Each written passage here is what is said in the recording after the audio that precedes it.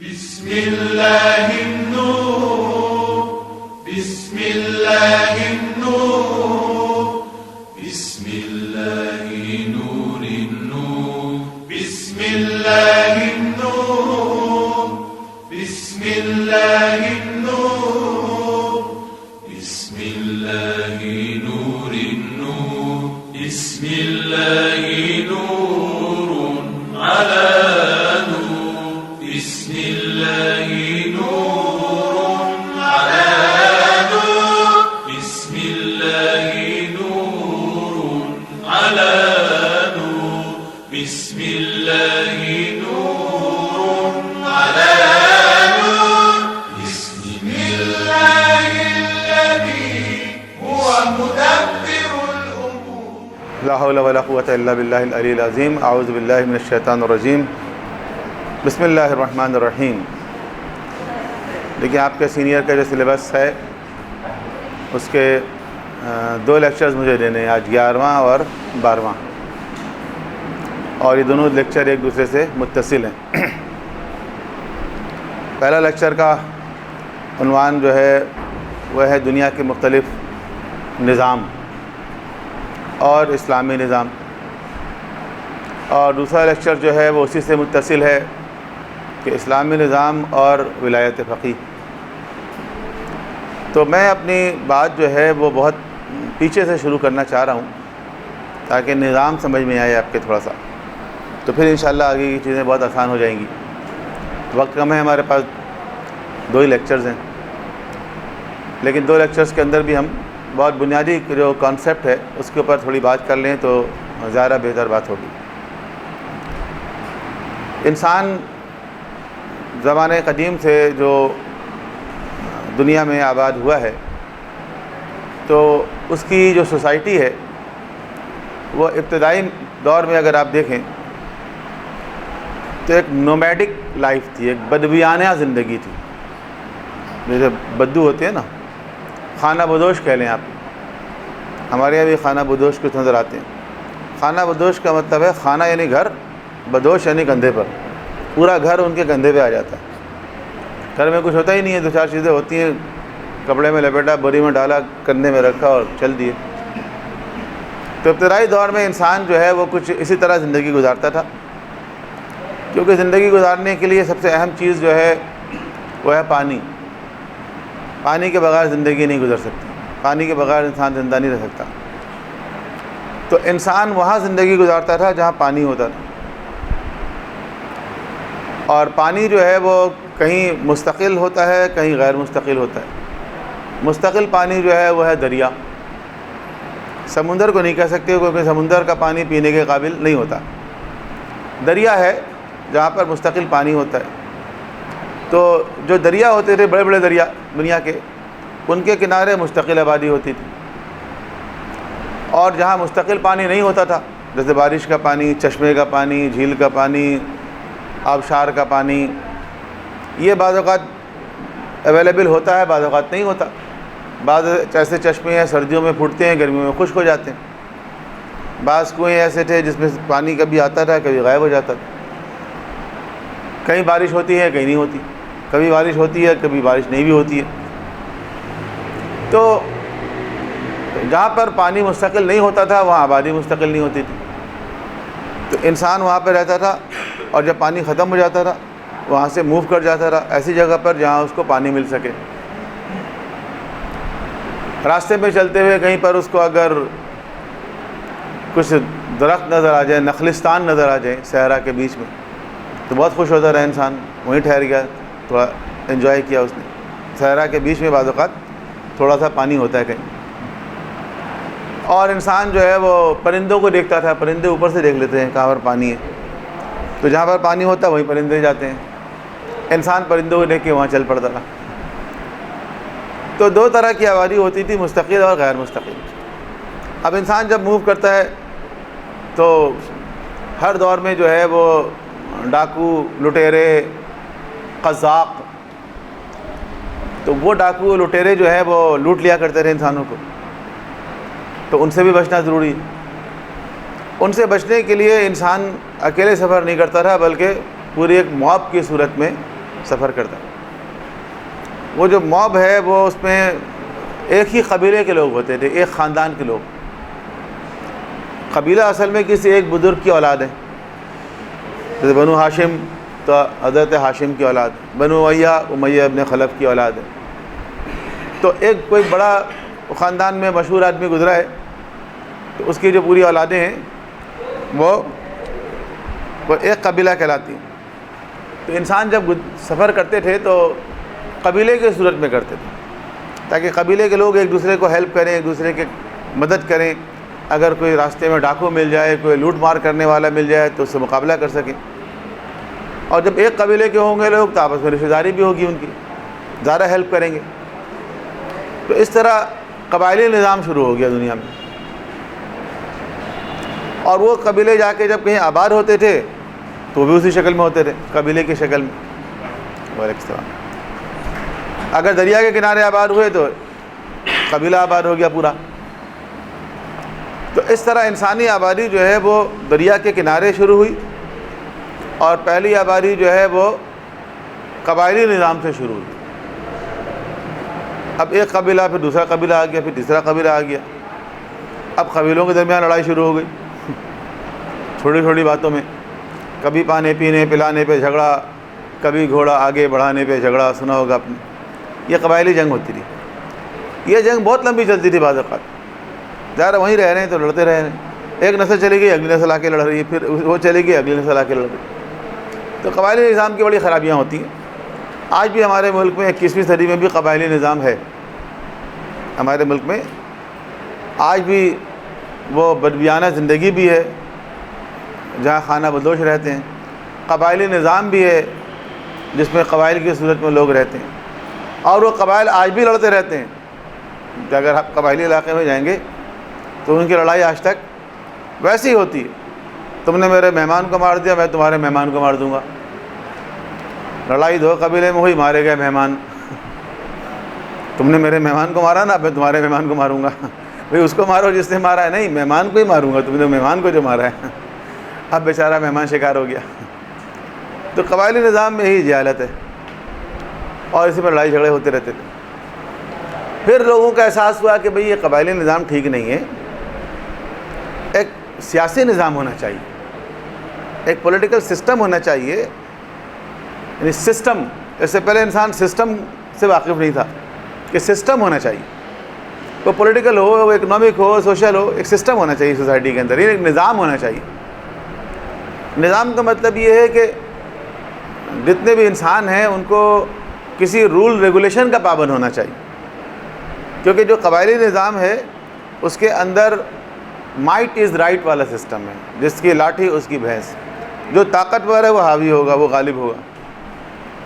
تو انسانوں نے سوچا کہ ایک سسٹم ہونا چاہیے, مائٹ از رائٹ نہیں ہونا چاہیے, اور لوگوں کو قاعدہ قانون کا, اصول کا پابند ہونا چاہیے. اس سے زیادہ بہتر معاشرہ ڈیولپ ہوگا. یہاں سے پولیٹیکل سسٹم شروع ہوئے مختلف طرح کے. اچھا اب دیکھیں دنیا میں جو انسان بس رہے ہیں نا, وہ بنیادی طور پر دو طرح کے ہیں. ان کو ہم اس طرح کہتے ہیں کہ بلیورز اینڈ نان بلیورز. کچھ وہ ہیں جو خدا پر یقین رکھتے ہیں, کچھ وہ ہیں جو خدا پر یقین نہیں رکھتے. ٹھیک ہے, تو معاشرہ بھی دو طرح کا ہو گیا, بلیورز اینڈ نان بلیورز. جب نظام بنے تو وہ نظام بھی دو طرح کے ہو گیا, بلیورز اینڈ نان بلیورز. وہ نظام جو گاڈ بیسڈ ہے. اچھا بلیورز میں ہم سب کی بات کر رہے ہیں, خواہ وہ مسلم ہو, کرسچن ہو, جیوز ہو, ہندوز ہو, سکھ ہو. بلیورز کا مطلب those people who believe that there is a creator of this nature, جو سمجھتے ہیں کہ اس نیچر کا کوئی نہ کوئی خالق, رازق, مالک ہے. ہم ان کو کہتے ہیں بلیورز. اب وہ ایک ہے, تین ہے, پانچ ہے, وہ آپس کا معاملہ ہے. نان بلیورز وہ ہیں جو سمجھتے ہیں کہ اس نیچر کا کوئی خالق نہیں ہے, کوئی خدا نہیں ہے, بس خود بخود کائنات بن گئی, خود بخود انسان آ گیا. ٹھیک ہے, ابھی دونوں طرح کے لوگ دنیا میں ہر دور میں رہے ہیں, ہر دور میں دونوں طرح کے لوگ رہے ہیں, آج بھی ہیں. تو جب انسان نے اپنا معاشرہ بنایا, اس معاشرے میں قانون سازی کی, کچھ اصول, قاعدہ, قانون بنایا, تو وہ بھی دو طرح کے بنے. جو نان بلیورز ہیں ان کا الگ ہے اور جو بلیورز ہیں ان کا الگ ہے. پہلے ہم نان بلیور پہ بات کریں. جو نان بلیورز ہیں, جو ایتھیسٹ ہیں, دہریے ہیں, خدا کو نہیں مانتے, آخرت کو نہیں مانتے, کسی آسمانی کتاب کو نہیں مانتے, کسی نبی پہ ایمان نہیں رکھتے, تو ان کا خیال یہ ہے کہ اس انسان جو ہے دنیا میں وہ آزاد ہے.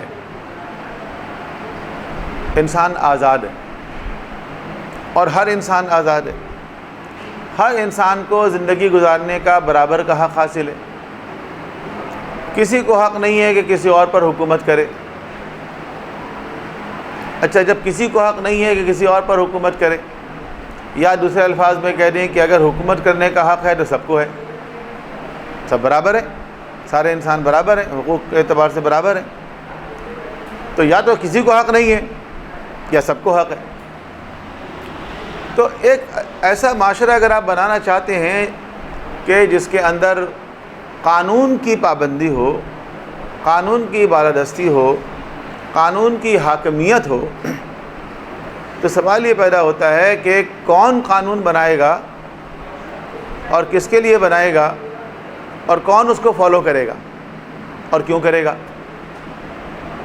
ٹھیک ہے, اگر آپ یہ کہتے ہیں کہ جی میں قانون بناؤں گا, تو میں آپ سے کہوں گا کہ آپ کو کس نے یہ حق دیا کہ آپ قانون بنائیں, اور اگر آپ بنائیں گے تو میں اس کا پابند کیوں ہوں گا. ٹھیک ہے, یہی بات آپ کریں گے. اگر میں کہوں گا میں قانون بناؤں گا تو آپ کہیں گے آپ کون ہوتے ہیں بنانے والے, اور اگر آپ بنائیں گے تو میں کیوں پابندی کروں گا اس کی. اس طرح تو کوئی قانون بن ہی نہیں سکتا معاشرے میں,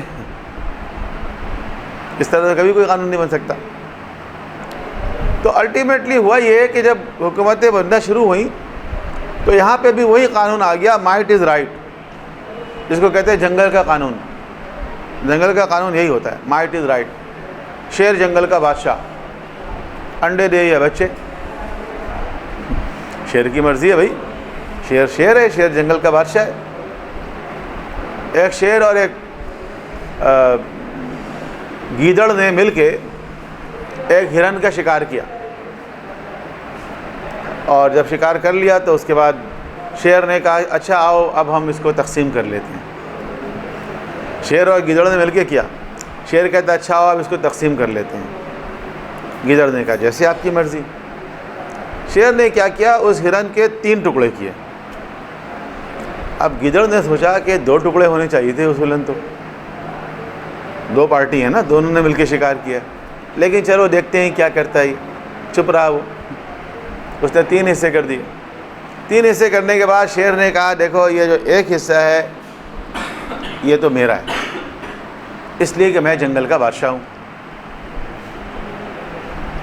یہ میری رائلٹی ہے. تو اب گیدڑ بیچارہ سوچنے لگا کہ اب کیا کہہ سکتا ہے, شیر سے الجھنا تو عقل مندی نہیں ہے, چلو 1/3 مل جائے اسی پہ گزارا کر لیں گے. کہیں گے چلو ٹھیک ہے یہ آپ کا ہوا. اس کے بعد شیر نے کہا یہ دوسرا والا حصہ بھی میرا ہے کیونکہ میں نے تمہارے ساتھ مل کے برابر ایفرٹس کیے ہیں اور شکار کیا, ٹھیک ہے, تو یہ بھی میرا ہے. تو گیدڑ نے دل میں سوچا مجھے تو پتہ تھا بچوں تم 2 حصہ رکھو گے اسی لیے ڈرامہ کر رہے ہو تم, کوئی بات نہیں, چلو خیر ہے. دوسرا حصہ شیر نے اپنی طرف کر لیا. اس کے بعد شیر نے کہا کہ یہ تیسرا حصہ بھی میرا ہے. گیدڑ نے کہا وہ کیوں؟ اب اس کی غیرت جاگی. اس نے کہا وہ کیوں؟ اس نے کہا ہمت ہے تو لے کے دکھاؤ.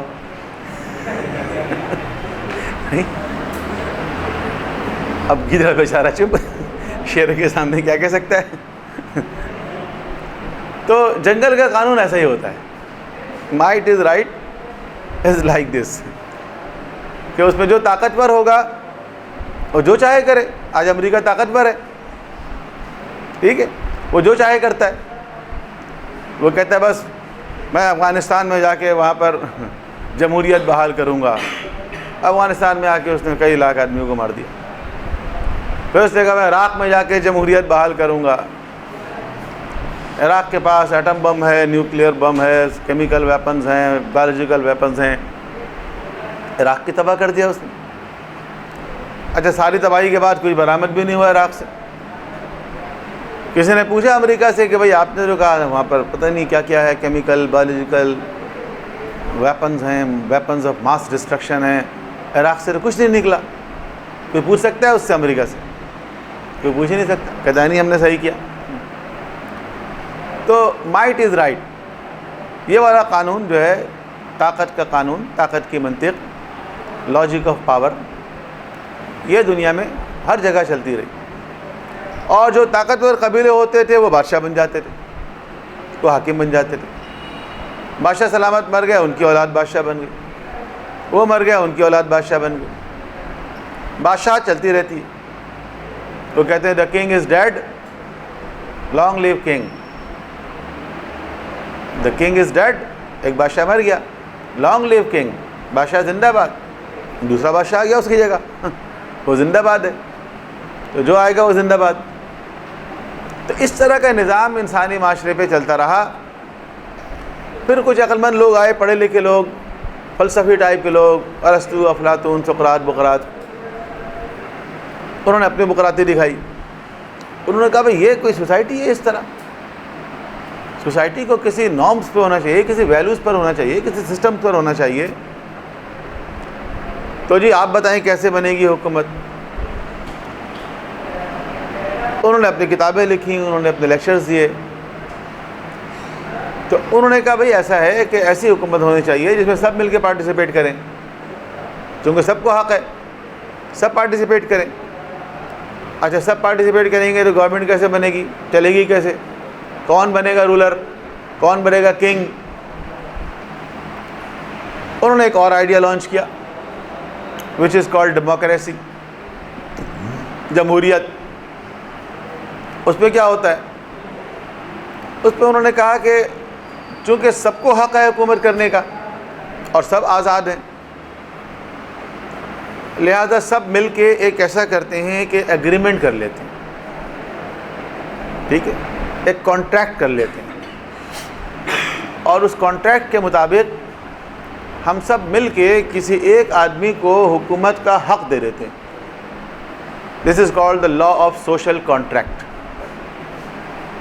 کہتے ہیں لا آف سوشل کانٹریکٹ، معاہدہ عمرانی.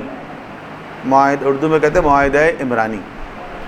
معاہدہ عمرانی یہ ہے کہ ہم سب نے مل کے ایک آدمی کو، فرض کریں ان کو ووٹ دے دیا.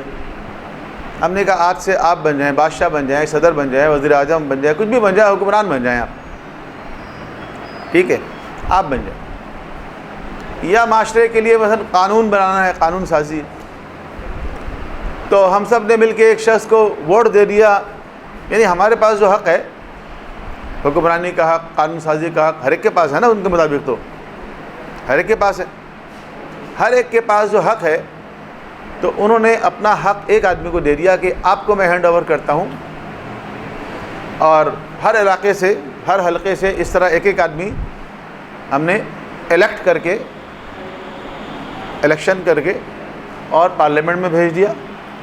اور یہ سب لوگ وہاں بیٹھ کر قانون بنائیں گے، قانون سازی کریں گے کہ یہ ریاست کس طرح چلے گی.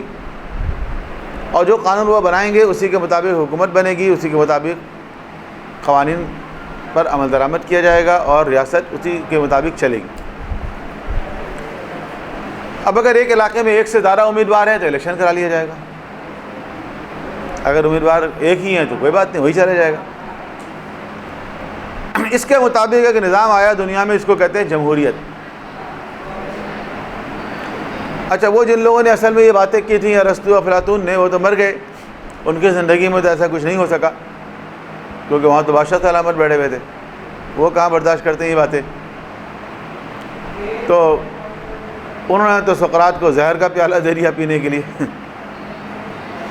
لیکن یہ سسٹم جو ہے بعد میں سوسائٹی کے اندر آیا، اور آج اگر آپ دیکھیں تو دنیا میں بہت کامیابی کے ساتھ جو سسٹم چل رہا ہے وہ کیا ہے؟ ڈیموکریسی، جمہوریت.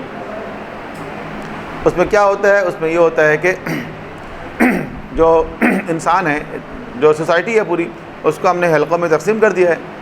ہر علاقے سے ایک شخص الیکٹ ہو کر آتا ہے، وہ پارلیمنٹ میں جاتا ہے. پارلیمنٹ کا مطلب ہے قانون ساز ادارہ.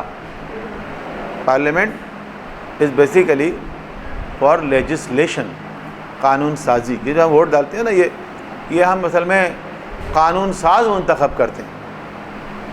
یہاں تو ووٹ ڈالنے والے کو بھی نہیں پتہ. ووٹ لینے والا جو آتا ہے وہ بھی کہتا ہے ہم سڑکیں بنوا دیں گے، کھمبے لگوا دیں گے، بجلی آ جائے گی. اس کا تعلق ہی نہیں ہے کھمبے سے، بجلی سے، گٹر لائن سے، سڑکوں سے. اس کا تعلق ہے قانون سازی سے، کہ پارلیمنٹ میں جا کے آپ قانون بنائیں گے، قانون سازی کریں گے کہ ریاست کس طرح چلے گی. یہ روڈ بنانا، کھمبے لگانا، گٹر بنانا، بجلی پہنچانا، یہ لوکل گورنمنٹ کا کام، سٹی گورنمنٹ کا کام. یہ قومی اسمبلی کے ممبران کا کام نہیں ہے، صوبائی اسمبلی کے ممبران کا کام نہیں ہے. لیکن تھرڈ ورلڈ کنٹریز میں ایسے ہی چل رہا ہے سارا نظام. فنڈ بھی سارا وہ لے لیتے ہیں اور جھنڈا بھی اپنا لگا دیتے ہیں. اگر یہاں پر ایک ڈمپر بھی آئے گا تو اس پہ خاص پارٹی کا جھنڈا لگا ہوا ہوگا، ہے نا. بعد میں لوگ بھی انہی کا شکریہ ادا کرتے ہیں، تختی بھی انہی کے نام کی لگ جاتی ہے. تو یہ سارا نظام چوپٹ ہے. اصل میں جو بنیادی فلسفہ ہے وہ کیا ہے کہ ہم لوگوں کو متحد کریں تاکہ وہ پارلیمنٹ میں جائیں، وہاں جا کے سب کے لیے قانون سازی کریں کہ یہ ریاست انہی بنائے ہوئے قوانین کے مطابق چلے گی. تو دنیا کے بہت سے ملکوں میں یہ نظام بہت کامیابی سے چل رہا ہے. وہ کہ اس نظام کے اندر بھی کئی خرابی. اصل میں اس نظام میں دیکھا جائے تو ایک ہی خرابی. کچھ نظام اور بھی انسانوں نے بنائے، جیسے سوشلزم آیا، وہ بھی ایک نظام ہے، اس میں بھی الیکشن ہوتے ہیں. بنیادی روح اس کی بھی اسی طرح کی ہے، بس اس کے اندر کچھ ذرا ڈفرینٹ اکنامک سسٹم ڈفرینٹ ہے. ابھی اکنامک سسٹم پہ ہم بات کر نہیں رہے، پولیٹیکل سسٹم پہ ہم بات کریں گے. تو بنیادی طور پر اس سسٹم کے اندر صرف ایک ایشو ہے، ایک خرابی ہے، اور وہ یہ ہے کہ یہ گاڈ لیس سسٹم ہے. بنیادی طور پر ڈیموکریسی ہے یا کیپٹلزم ہے یا سوشلزم ہے یا جتنے بھی نظام دنیا کے آپ دیکھ رہے ہیں، یہ سب کیا ہے؟ یہ گاڈ لیس ہے. یہ ایتھیزم پر مشتمل ہے، دہریت پر مشتمل. اس میں خدا کا وجود کہیں نہیں ہے، اس میں خدا کا وجود نہیں ہے. اچھا، وہ لوگ جو اس پورے سسٹم کو چلا رہے ہیں وہ زیادہ تر خدا کو ماننے والے ہیں. یہ بات ذہن میں رکھیں، کیونکہ کوئی بات ہم یہاں سے آپ سے کہہ دیں گے، پھر آپ بعد میں جا کے دیکھیں گے، آپ کہیں گے یہ کیا بات کر دی. تو یہ میں کلیئر کر دوں آپ کو کہ جو لوگ اس سسٹم کو چلا رہے ہیں ان میں سے زیادہ تر وہ ہیں جو نہ کسی مذہب کو ماننے والے ہیں. امریکہ میں جتنے لوگ رہتے ہیں ان کا کوئی نہ کوئی مذہب ہے. برطانیہ میں، یورپ میں، آسٹریلیا میں، کینیڈا میں جتنے بھی لوگ رہ رہے ہیں زیادہ تر کا مذہب ہے. کچھ کا نہیں بھی ہے، کچھ ایسے لوگ ہیں جو کہتے ہیں ایتھیسٹ ہیں، ہم دہریے ہیں، ہم کسی دین کو مانتے ہی نہیں ہیں. تو زیادہ تر لوگوں کا کوئی نہ کوئی مذہب ہے، لیکن وہ مذہب ان کا انڈیویجول ہے، ریاست کا کوئی مذہب نہیں ہے. اس کو ہم کہتے ہیں سیکولرزم. اس کو ہم کہتے ہیں سیکولرزم، کہ ایک سوسائٹی کے جو انڈیویجولز ہیں، افراد، ان کا تو مذہب ہے لیکن وہ اپنے مذہب کو اپنا انڈیویجول مسئلہ سمجھتے ہیں کہ یہ ہمارا انڈیویجول ایشو ہے، کہ ویدر آئی ایم اے مسلم اور آئی ایم اے کرسچن اور I am a Hindu, what ever I am, this is my personal relationship with my God. That's all. And the government, the state has no religion. The political system has no religion. The economic system has no religion. The judicial system has no religion. The religion کا سیاسی نظام سے، معاشی نظام سے، عدالتی نظام سے کوئی تعلق نہیں، انڈیویجول سے تعلق ہے. آپ ایک مسلمان ہیں، آپ بحیثیت مسلمان کی آپ نماز پڑھیں، روزے رکھیں، حج کریں، زکوٰۃ کریں، جو کچھ کرنا ہے آپ کریں. آپ مسلمان ہیں، آپ اسلامی طریقے سے اپنی شادی کریں، نکاح کریں. آپ مسلمان ہیں، آپ مریں گے اسلامی طریقے سے، آپ کی تجدید و تکفین ہوگی. یہ آپ کا انڈیویجول معاملہ ہے، ریاست کیسے کوئی تعلق نہیں. تو ریاستی نظام جو ہے، جو سب سے بڑا ایشو ہے اس سسٹم کے اندر، وہ یہ ہے کہ یہ پورے کا پورا نظام جو ہے یہ گاڈ لیس ہے، اس میں خدا نہیں ہے کہیں. تو اس سسٹم میں انسان کو یہ بتایا گیا ہے کہ انسان آزاد ہے، ٹھیک ہے. اس سسٹم میں یہ بتایا گیا ہے کہ انسان کے جو رائٹس ہیں وہ ایکول ہیں، ایکول رائٹس، ہیومن رائٹس کہہ رہے ہیں اس کو، ایکول ہیں وہ. اور اس سسٹم کے اندر آخرت کی کوئی بات نہیں ہوگی، آخرت کے حساب کتاب جزا و سزا سے اس کا کوئی تعلق نہیں.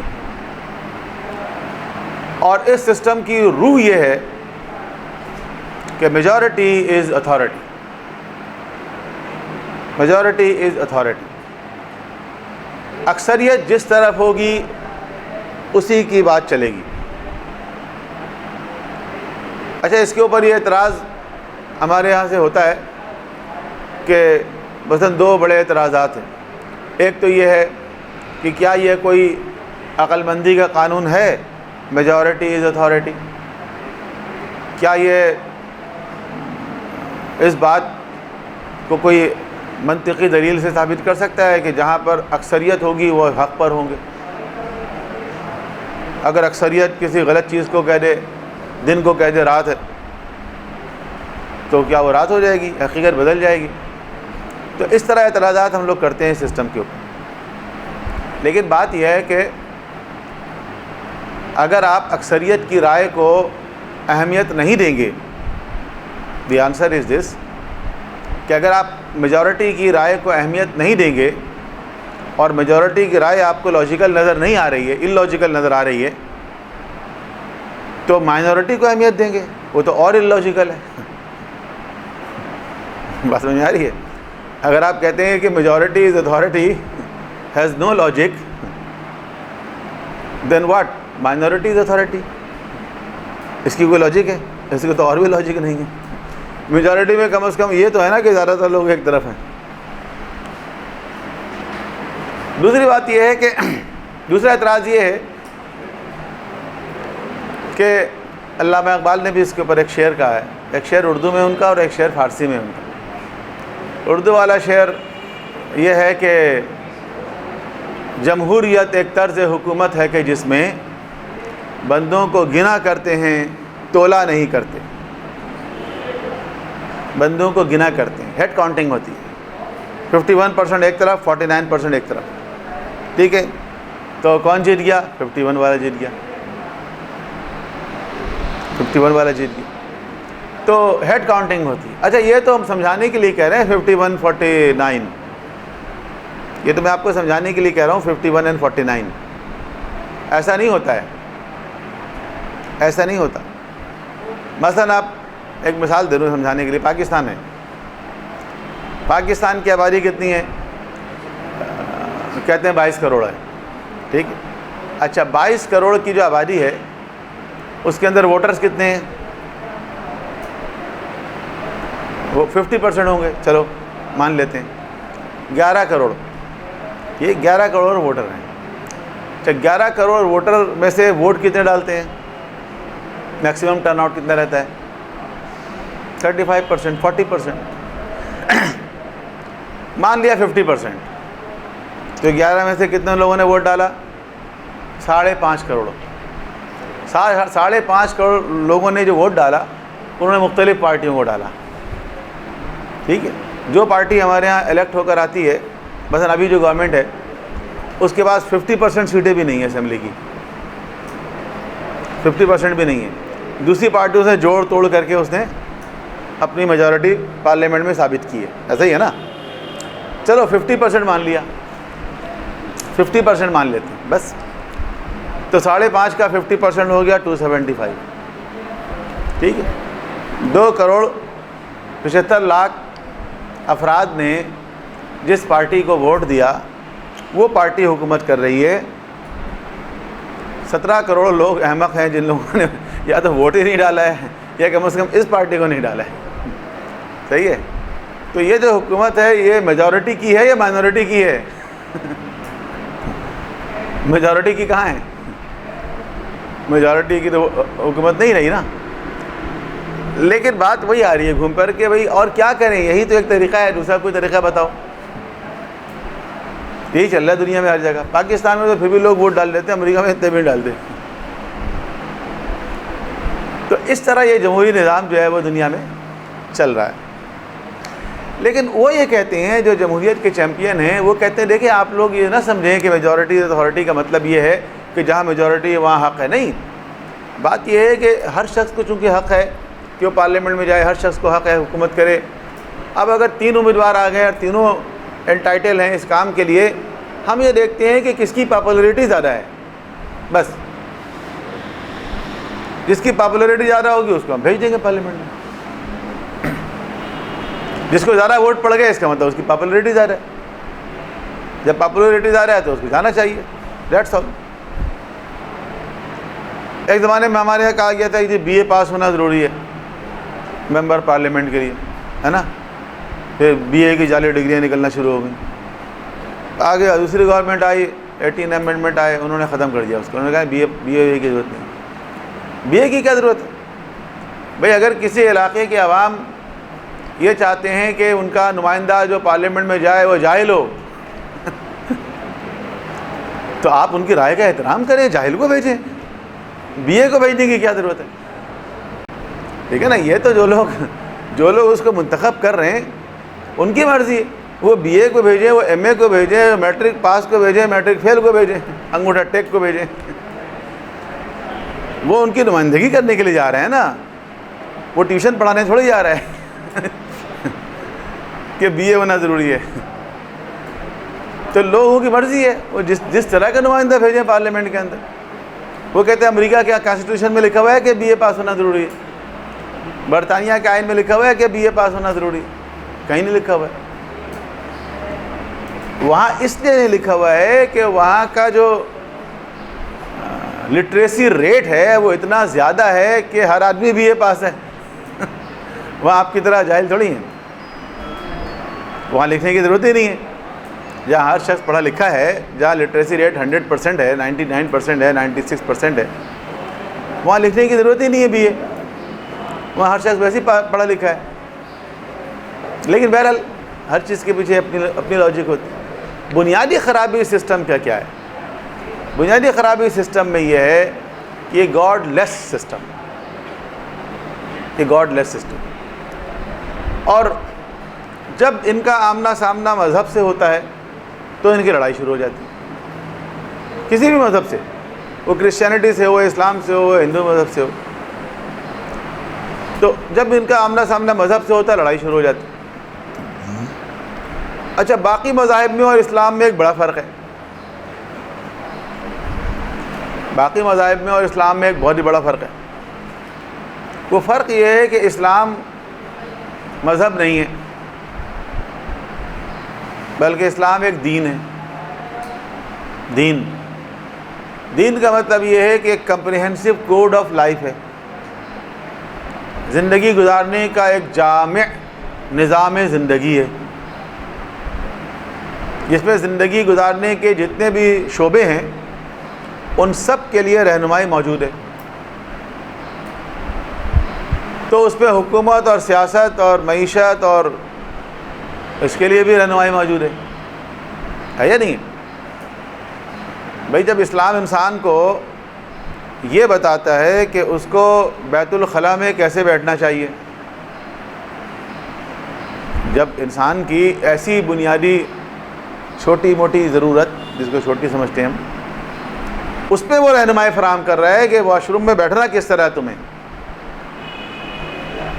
تو ایک معاشرے کی حکومت اور ریاست کو چلانا اور قانون سازی کرنا اور معیشت کو چلانا, اس کے لیے کوئی رہنمائی نہیں ہے.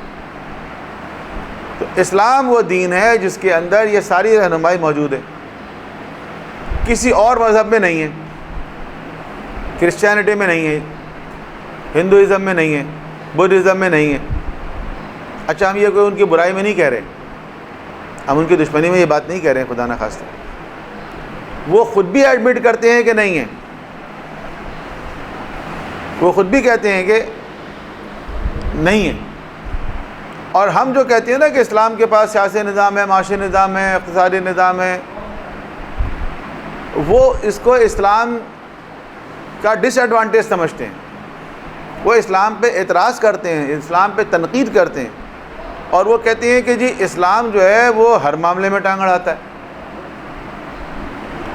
حکومت ہو، سیاست ہو، معیشت ہو، اقتصاد ہو، عدلیہ ہو، تو فلاں ہر ایک معاملے میں ٹانگ اڑا رہا ہے اسلام. یعنی وہ اسلام کو برا سمجھتے ہیں کہ اسلام ہر معاملے میں کیوں ٹانگ اڑاتا ہے. بھائی جس چیز کو وہ ٹانگ اڑانا کہہ رہے ہیں، ہم اس چیز کو کہتے ہیں ہدایت دینا. جس چیز کو وہ ٹانگ اڑانا کہہ رہے ہیں، ہم اس چیز کو کہتے ہیں کہ ہدایت دیتا ہے اسلام. اسلام زندگی کے ہر معاملے میں ہدایت دیتا ہے. معیشت میں اسلام ہدایت دے رہا ہے، سیاست میں اسلام ہدایت دے رہا ہے، عدالتی معاملات میں اسلام ہدایت دے رہا ہے. اس کو ہم کہتے ہیں اسلام نظام زندگی. اور وہ یہ کہتے ہیں کہ جی جو ہمارا مذہب ہے وہ بس انسان اور خدا کے درمیان ایک رابطے کا ذریعہ ہے. انسان کو روحانیت کس طرح حاصل کرنا ہے اس کا طریقہ وہ مذہب بتائے گا. عبادت کس طرح کرنی ہے یہ مذہب بتائے گا. جو تمہارا خدا ہے، گاڈ ہے، بھگوان ہے، جو کچھ بھی ہے اس کو کس طرح خوش رکھنا ہے، کس طرح راضی رکھنا ہے، یہ مذہب کا کام ہے بس.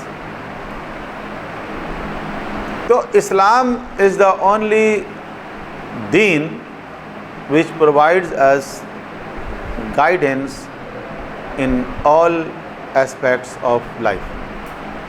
ٹھیک ہے. تو جب اسلام بہت بنیادی ضروریات کے بارے میں ہماری ہدایت فراہم کر رہا ہے تو ایسا تو نہیں ہو سکتا کہ اتنی بڑی ضرورت معاشرے کی، حکومت، قیادت، سیاست، اس پہ اسلام خاموش رہے. تو بہت سے مسلمان بھی سیکولر ہیں، بہت سے مسلمان بھی سیکولر ہیں. جتنی پارٹیاں ہیں اس وقت پاکستان میں سب سیکولر تو ہیں. پیپلز پارٹی سیکولر، نون لیگ سیکولر، خاف league secular, P T I secular. Secular ہے نا. سیکولر کا مطلب یہ ہے کہ یہ وہ لوگ ہیں although they are Muslims، وہ مسلمان ہیں، وہ نماز بھی پڑھتے ہیں، وہ روزے بھی رکھتے ہیں، وہ حج پہ بھی چلے جاتے ہیں، عمرے پہ بھی چلے جاتے ہیں، وہ اس حوالے سے تو مسلمان ہیں. لیکن ان کی پولیٹیکل تھیوری کیا ہے؟ ان کی پولیٹیکل تھیوری ہے سیکولرزم. ان کی پولیٹیکل تھیوری ہے کہ ریاست کا مذہب سے کوئی تعلق نہیں ہے ان کی پارٹی کا. اس کو ہم کہتے ہیں سیکولرزم. تو انڈیویجولی تو امریکی صدر کا بھی ایک مذہب ہے، اسرائیل کے صدر کا بھی ایک مذہب ہے. سوال یہ پیدا ہوتا ہے کہ ریاست کے جو قوانین ہیں وہ دین کے مذہب کی بنیاد پر ہیں یا سیکولرزم کی بنیاد پر. تو ہمارے یہاں بھی جتنی آپ کو سیاسی جماعتیں نظر آئیں گی یہ سب سیکولر ہیں. تو ان کا کہنا یہ ہے کہ آپ مذہب کو ریاست سے الگ رکھیں. میں کانفرنس میں تھا جو ایک جرمنی کا ایک ادارہ تھا، اس کے تعاون سے ہو رہا تھا. وہ پاکستان میں ایک ہوٹل میں اس کا سیشن تھا. تو میرا ٹاپک تھا کچھ اس طرح کہ the role of extremism in promoting the terrorism in Pakistan, اس طرح تھا. تو میں اس میں یہ بتا رہا تھا کہ پاکستان میں انتہا پسند ہیں اور سیاسی مذہبی جماعتیں ہیں، ان کا رول کیا ہے، اس طرح کی بات. تو ایک گورا آیا ہوا تھا اس کانفرنس میں جو جرمنی کی نمائندگی کر رہا تھا. تو جب میں نے اپنا وہ ختم کر دی تقریر تو اس نے سوال پوچھنے کے لیے حاضر کیا. کہنے لگا کہ بھائی یہ جو ایشو آپ بتا رہے ہیں آپ کے ملک کے بارے میں، ایکسٹریمزم اور اس کے اندر جو ہے وہ ٹیررزم، تو ہم نے تو یہ مسئلہ حل کر لیا بہت پہلے. تو why don't you follow our model? جو ہمارا ماڈل ہے آپ لوگ اس کو کیوں نہیں فالو کر رہے ہیں؟ یہ جو آپ پریشانی کا شکار ہیں، دہشت گردی کا شکار ہیں. اچھا میں سمجھ گیا کیا کہنا چاہ رہے ہیں وہ. تو میں نے کہا بھائی بات یہ ہے کہ جو آپ کا ماڈل ہے وہ ہماری سوسائٹی میں اپلیکیبل نہیں ہے. The problem is this. Why? Because Islam is not like Christianity. Islam is a comprehensive code of life. اسلام کرسچینٹی نہیں ہے کہ آپ نے چرچ کو جو ہے چار دیواری کے اندر بند کر دیا. اور اس کے بعد جو چاہے کرتے رہیں آپ. فادر کو کہا فادر آپ اس چار دیواری کے اندر رہیں, جہاں رہیں خوش رہیں, آپ کی جب ضرورت ہوگی ہم آ جائیں گے آپ کے پاس, سنڈے کے سنڈے آ جایا کریں گے, یا کبھی ضرورت پڑی شادی وادی کرنی ہوگی آ جائیں گے آپ کے پاس نکاح پڑھوانے کے لیے, آپ کو آنے کی ضرورت نہیں ہے. ٹھیک ہے, باقی چرچ کے باؤنڈری کے باہر ہماری چلے گی جو ہم چاہیں گے. کیوں؟ اس لیے کہ کرسچینٹی وہ مذہب ہے کہ جس کے پاس کوئی political system, education system, judiciary system, economic system ایسے نام کی کوئی چیز ہے ہی نہیں. تو وہ کیا ریزسٹ کریں گے؟ وہ نہیں کر سکتے نا, آپ نے ان کو بند کر دیا چار دیواری. اسلام کا معاملہ اور ہے. اسلام ایک دین ہے, ایک کوڈ آف لائف ہے, اس کا اپنا ایک نظام ہے. یا اسلام کو اس طرح چار دیواری میں بند نہیں کر سکتے, اسلام کو چار دیواری میں بند نہیں کر سکتے. اس لیے مسلم ورلڈ کا ایشو یہ کہ سیکولر فورسز اور ریلیجیس فورسز ٹکر پہ ہیں, مقابلے پر ہیں. کچھ لوگ چاہتے ہیں ملک کو بالکل سیکولر بنا دیں. وہ ایک ہمارے صدر صاحب تھے, کتے ہاتھ میں لے کے پریس کانفرنس کرنے آ گئے. وہ سسٹم بھی نہیں چلا اس ملک. کیوں؟ اس لیے کہ ریلیجیس فورسز ان کے ٹکر پہ. اچھا, ریلیجیس فورسز کہتی ہیں شریعت کو نافذ کر دیں, ان کی بھی نہیں چل رہی ہے کیونکہ سیکولر فورسز ان کے ٹکر پہ ہیں. یہ دونوں ایک دوسرے کو کاٹ کر رہے ہیں, دونوں کی نہیں چل رہی ہے.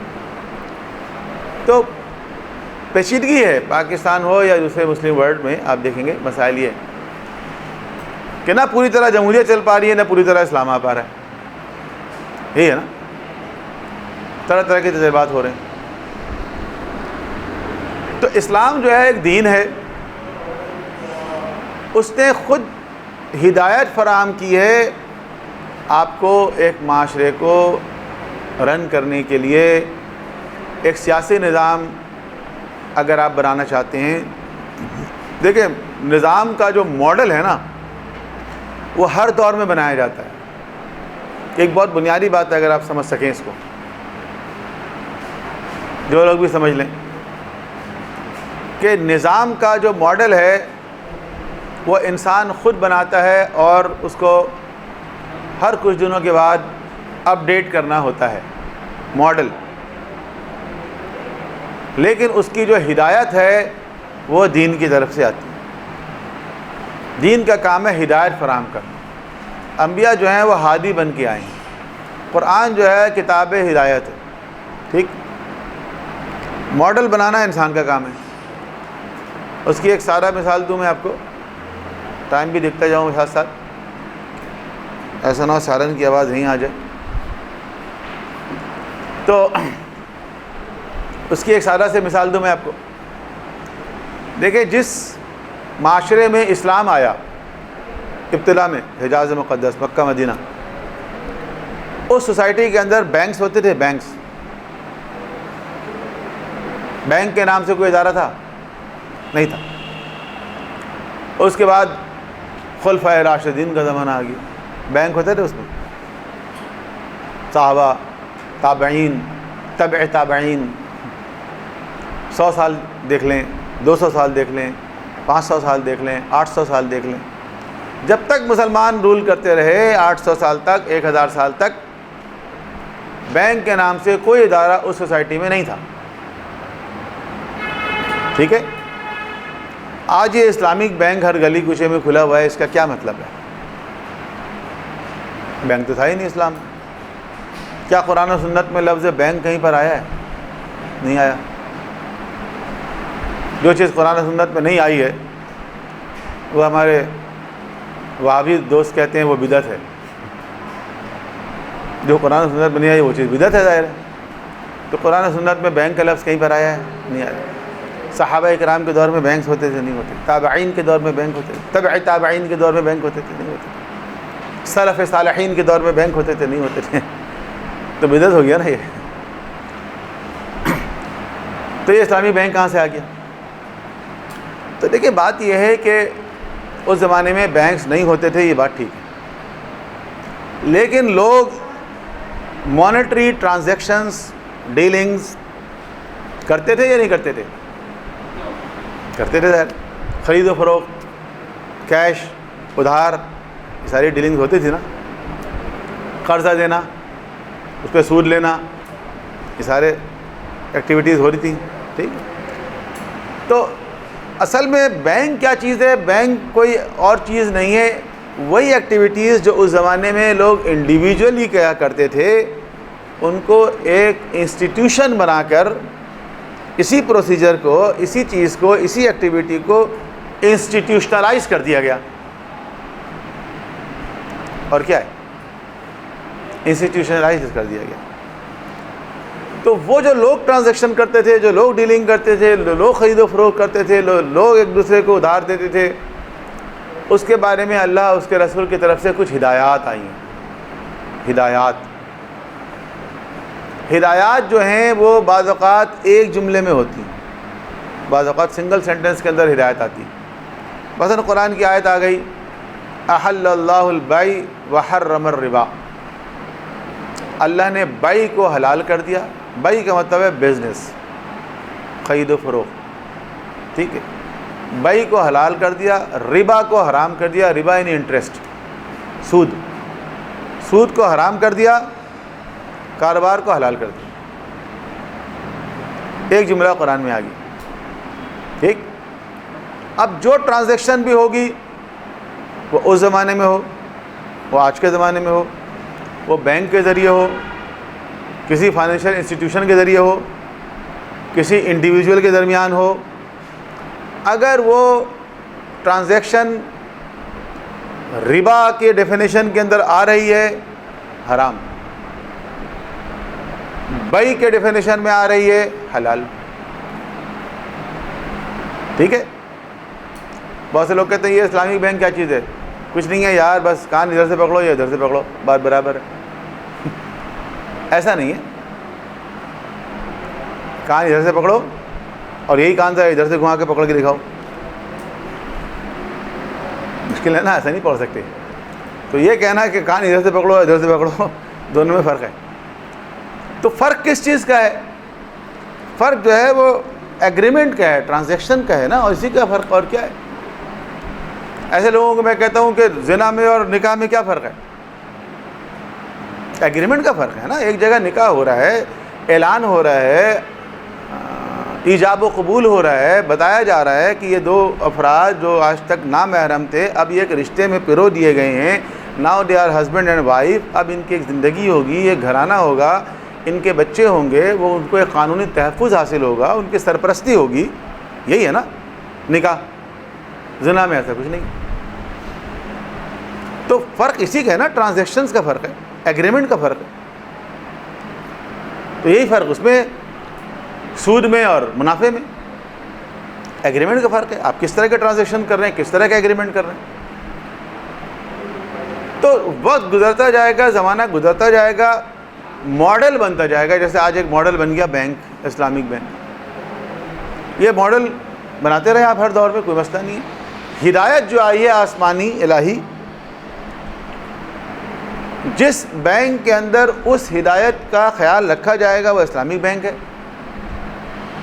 جس پروڈکٹ کے اندر اس الہی ہدایت کا لحاظ رکھا جائے گا وہ اسلامک پروڈکٹ ہے. جس کے اندر نہیں رکھا جائے گا وہ شیطانی پروڈکٹ ہے. That's all, very clear. ٹھیک ہے. تو ایسے ہی پولیٹیکل سسٹم، ایسے ہی جوڈیشل سسٹم، ایسے ہی ایجوکیشن سسٹم، ایسے ہی سوسائٹی کے سارے سسٹمز ہیں.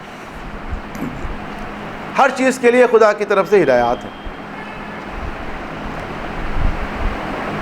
تو وہ جو سسٹم گاڈ لیس ہے، سیکولرزم ہے، کیپٹلزم ہے، سوشلزم ہے، یا جو بھی ازم ہے، یہ سب انسانوں کے بنائے ہوئے نظام ہیں. ان نظاموں کے اندر الہی ہدایات کو پیش نظر نہیں رکھا گیا ہے. وہ شیطانی نظام ہے. ٹھیک ہے. جرمن کی جو خاتون چانسلر تھیں، جن کا ٹرم شاید پورا ہو گیا، تو بڑی دبنگ خاتون تھیں، بڑی لیڈر تھی وہ. اچھا، اب وہ خاتون جو تھی ان کا تعلق ایک مذہبی گھرانے سے تھا. کرسچن تھیں، لیکن ان کا تعلق ایک مذہبی گھرانے سے تھا. ان کے جو والد تھے وہ کوئی پاپ تھے، پریسٹ کارڈینل کو ایسے ہوں گے جیسے ہمارے مولوی ہوتے ہیں. کہ مولانا کی بیٹی تھی، وہ کرسچن کے مولانا کی بیٹی، اور کافی مذہبی اپروچ رکھنے والی خاتون تھی. لیکن جرمنی میں جو نظام چل رہا ہے وہ کون سا چل رہا ہے؟ وہ سیکولر ہے. صحیح ہے، اسی سیکولر سسٹم سے وہ الیکٹ ہو کر آئیں، اور جرمن چانسلر، وہاں جو ہیڈ ہوتا ہے اسے چانسلر کہتے ہیں. جرمن چانسلر بن گئی، وہ بہت کامیاب رہیں وہ ماشاءاللہ. لیکن ان کے چانسلرشپ میں، جس میں انہی کی پارٹی برسر اقتدار تھی، پارلیمنٹ میں بل آیا ہومو سیکچولیٹی کا، کہ مرد سے مرد کی شادی، عورت سے عورت کی شادی کو قانونی تحفظ دیا جائے. امریکہ اور یورپ اور کینیڈا، آسٹریلیا کے ہر ملک میں یہ قانون ہے، یہ جائز ہے، الاؤ ہے. اچھا، جرمنی میں پہلے سے الاؤ تھا، یہ نہیں کہ ابھی آیا، پہلے سے الاؤ تھا. صرف کچھ اس کے اندر کرغنیں تھیں کہ مرد اور مرد ایک ساتھ رہ رہے ہیں، عورت اور عورت ایک ساتھ رہ رہی ہیں. تو کیا اس کو فیملی ٹریٹ کیا جائے؟ رہنے کی اجازت تو ہے ان کے قانون میں پہلے سے، لیکن کیا اس کو ایک فیملی ٹریٹ کیا جائے؟ اگر یہ کوئی بچہ اڈاپٹ کرنا چاہے، ایک بچے کو گود لینا چاہے، تو کیا ان کو دے دیا جائے بچہ؟ وہ اس طرح کی کچھ پیچیدگی تھی. پارلیمنٹ میں وہ قانون آیا. ٹھیک ہے. اب کرسچینٹی میں یہ سب چیزیں حرام ہیں، ظاہر ہے. ہومو سیکچولیٹی جس طرح اسلام میں حرام ہے، کرسچینٹی میں بھی حرام ہے. تو کرسچن نے وہاں پر جلوس نکالا، وہاں پر مظاہرے کیے، جیسے ہمارے یہاں مظاہرے ہوتے ہیں. پتھراؤ نہیں کیا، آگ نہیں لگائی، بس موبائل مارکیٹ کو نہیں لوٹا. مظاہرے کیے انہوں نے مظاہرے کیے. اور خود جو جرمن چانسلر ہیں وہ خود ایک مذہبی بیک گراؤنڈ کی ہیں، وہ خود اس قانون کے خلاف تھیں. لیکن پارلیمنٹ میں قانون آیا، میجورٹی از اتھارٹی، پاس ہو گیا. وہ منہ دیکھتے رہ گئیں، ان کو سائن کرنا پڑا. although she didn't agree، وہ ذاتی طور پر ایگری نہیں کرتی تھی اس سے، لیکن چونکہ ملک کا نظام ایسا بنا ہوا ہے جس میں مذہب کی حیثیت کچھ نہیں ہے، اس لیے وہ قانون آیا اور وہ خاتون کچھ نہیں کر سکی اور پاس ہو گیا. ٹھیک ہے. ایک اسلامی ریاست میں یہ قانون پاس نہیں ہو سکتا. تو یہ بس بنیادی بات یہ ہے کہ گاڈ لیس سسٹم ہے، اس کے اندر ہر کام ہو سکتا ہے، اور جو اسلام نے ہدایات دی ہیں اس کا خیال اس میں نہیں رکھا جاتا، اس سیکولر نظام کے اندر. اس لیے ہم اس کو کہتے ہیں طاغوتی نظام، شیطانی نظام، جو بھی آپ کہیں. انسانی نظام انسان نے بنایا ہے، اس کے اندر خدا کو کنسیڈر ہی نہیں کیا. اس کے مقابلے میں ایک نظام وہ ہے جو اسلام ہمیں دے رہا ہے. جیسے کہ ہم بار بار کہہ رہے ہیں، اسلام ایک نظام زندگی ہے. زندگی گزارنے کے لیے ہر طرح کی رہنمائی وہ فراہم کرتا ہے. تو معاشرے کی قیادت اور رہبریت ایک بہت اہم کام ہے، اس کے لیے بھی اسلام رہنمائی فراہم کرتا ہے. وہ کیا ہے، اس پہ کل بات کریں گے. آج تو ہم نے وہ بات کی طاغوتی نظام، شیطانی نظام کی، جو دنیا میں چل رہا ہے اور کامیابی سے چل رہا ہے. کامیابی سے اس لیے چل رہا ہے کہ جو لوگ ہیں ان ریاستوں کے، وہ جن مذاہب کے ماننے والے ہیں، ان مذاہب کے اندر ایسی کوئی ہدایت ہے ہی نہیں. مشکلات جو ہیں وہ اصل میں اسلامی ریاستوں میں ہیں، مسلم کنٹریز میں ہیں، کیونکہ اسلام کی ہدایت ادھر موجود ہے، اور ادھر جو ہے وہ ملک کا نظام جو ہے وہ غیر اسلامی ہے. یہ معاملہ ہے. 3 آیتیں پے در پے سورہ مائدہ کی ہیں، جن میں کہا گیا ہے کہ وَمَن لَّمْ يَحْكُم بِمَا أَنزَلَ اللَّهُ، کہ جو ایسا فیصلہ کرے جو اللہ کے نازل کیے ہوئے قانون کے مطابق نہیں ہے، تو وہ ایک جگہ ہے کافرون، ایک جگہ ہے الفاظ میں تھوڑا سا شاید آگے پیچھے ہو، کہیں پر یہی ہے کہ وہ کافروں میں سے ہے، کہیں پر شاید یہ ہے کہ وہ جاہلوں میں سے ہیں، کہیں پر یہ ہے کہ وہ فاسقوں میں سے ہیں، فاسقوں میں سے 3 الفاظ الگ الگ ہیں۔ جو اللہ نے قانون نازل کیا، یعنی اللہ نے نازل کیا ہوا ہے نا قانون، اللہ نے قانون نازل کیا ہے وہ اور ہے، اور عدالتوں میں جو قانون چل رہا ہے وہ اور ہے۔ تو اللہ یہ کہہ رہے ہیں کہ اللہ کے نازل ہوئے قانون کے مطابق اگر تم فیصلہ نہیں کرتے تو تم کافر ہو، تم فاسق ہو۔ اللہ کہہ رہا ہے قرآن۔ تو مسلم کنٹریز کے اندر یہ ایشو ہے، اس لیے آپ دیکھیں کہ ساری بے چینی جو ہے مسلمان ملکوں کے اندر ہے، اور ملکوں میں نہیں ہے سب۔ تو پیچیدگی ہے کہ اسلام جو ہدایت دے رہا ہے ہمیں، اس پر عمل نہیں ہو رہا۔ تو وہ ہدایت کیا ہے؟ اس ہدایت کے مطابق ایک اسلامی ریاست کا نظام کیسا ہونا چاہیے، اس کے اوپر ہم کل بات کریں گے۔ آج کی گفتگو سے متعلق کوئی سوال ہے تو آپ لوگ کر لیں، موسٹ ویلکم، اور پھر اختتام کرتے ہیں۔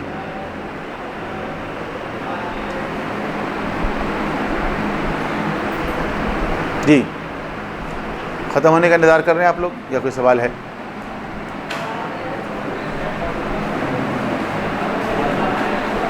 یہ پوچھنا تھا کہ اگر اس نظام کے اندر، یہ جمہوری نظام کے اندر سے مذہبی نظام بھی شامل ہو جائے تو پھر یہ جمہوری نظام رہے گا؟ نہیں، کیا مطلب جمہوری نظام کے اندر مذہبی نظام شامل ہو جائے؟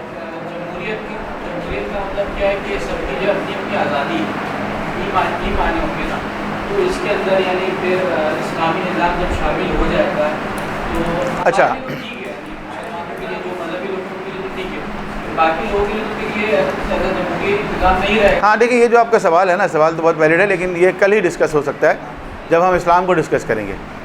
جب ہم اسلام کے نظام کو ڈسکس کریں گے تو وہاں پر یہ سوال آئے گا کہ کیا اسلامی نظام کے اندر جمہوریت کی کوئی گنجائش ہے، یہ آئے گا نا سوال، کہ کیا اسلام کا جو نظام ہے اس کے اندر جمہوریت کی کوئی گنجائش ہے، تو وہ ہم بات کریں گے کہ اس کا اسلام کے نظام کا جمہوریت سے کیا تعلق ہے۔ پھر آپ کے سوال کا جواب انشاءاللہ اس کے اندر آ جائے گا۔ ٹھیک ہے، تو اختتام کس طرح کرتے ہیں؟ دعائے سلامتی امام زمانہ سے اختتام کریں، زیادہ مناسب یہ ہے۔